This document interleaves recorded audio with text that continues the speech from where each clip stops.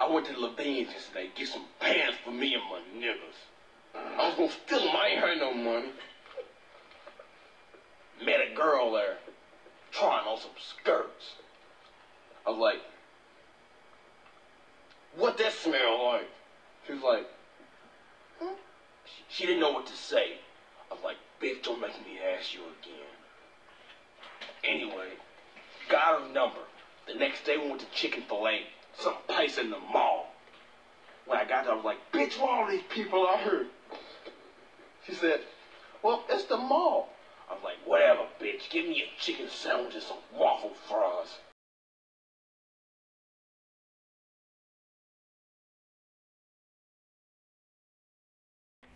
I don't feel like I really ever see anybody who I feel is like me on TV. I don't feel like I see black men who are like thinking things through and speaking what's on their mind in like a clear manner. Right. You know, more when I was little, I watched a lot of TV. You know, that's like summer vacation was like watch TV, go outside, play, you know, watch some more TV, whatever. And you know, you pick things up, you get information, you know, that you're not necessarily filtering. Okay, so this guy is sort of performing this, like, stereotype of black masculinity, which is, like, also what a lot of rap music is, pop rap music. And other people like to perform it, too. Everybody knows that it's an act, but nobody cares.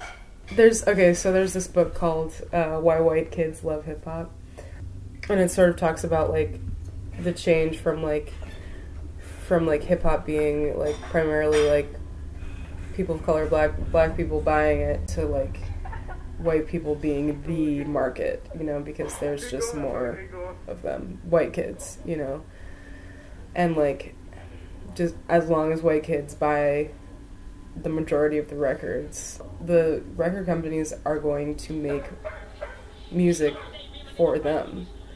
You know, white men directing black men to do certain things to sell to little white kids. Like, it's just like, so yeah, so it's like there's no reality in it. Like, it's like, it's total bullshit. There's nothing real about it.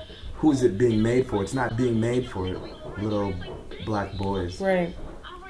You know? It's like this cool sort of like rebellious thing that like white kids can engage in without having any real risks. People are still racist. People are still believing in myths like that are so ridiculous and outlandish, you know, and there's a reason for why people hang on to that and why people love it and want to buy it, you know. I think that there's a lot at stake. People's ideas about themselves, like being good or being attractive or being smart, you know, depend on other people being stupid. It's really important to engage with the stereotypes because they're always going to be there.